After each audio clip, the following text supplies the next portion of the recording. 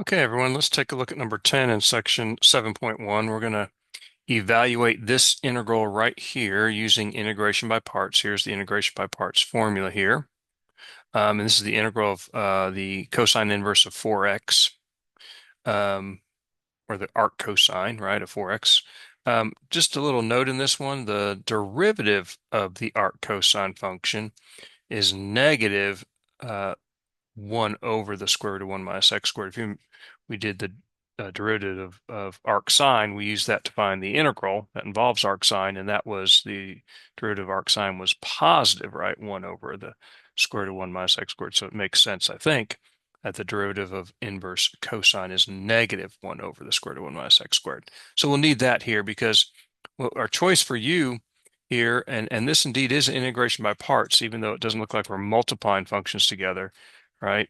Uh, you can think of the other function as being the function dv equal 1 dx, right? In fact, we're going to let dv be dx. We're choosing u to be the inverse trig function, right? Remember, our choice for u is Liate, L for log, I for inverse trig. So that would be our second choice since there's no log. So I'm going to let u be the inverse cosine of 4x.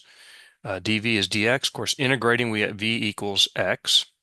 Here we take the derivative, and I need to use the chain rule because it's not the inverse cosine of x, it's the inverse cosine of 4x. So remember how that works? Take the derivative of the outer function, which is right here, but evaluate it at 4x. So I have to replace x with 4x, right?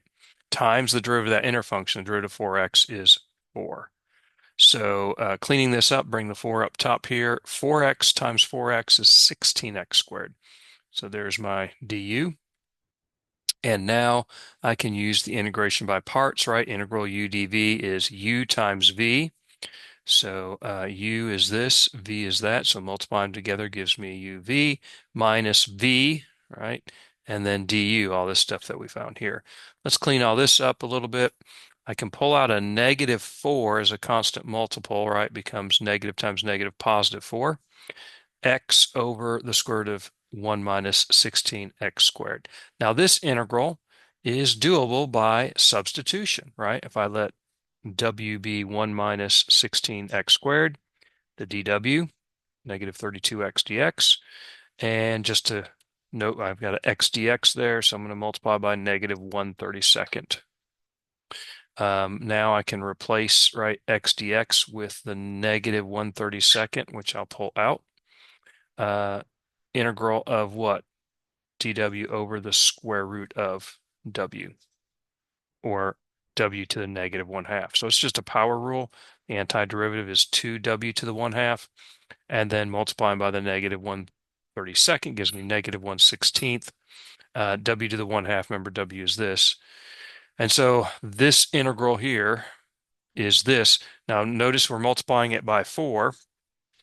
So when we replace this expression here, my problem, or my integral, then becomes this plus 4 times this, right? And 4 times negative 1/16 is negative 4/16, or negative 1/4. So there in the box is the antiderivative of the inverse cosine of 4x. Okay, hope this was helpful.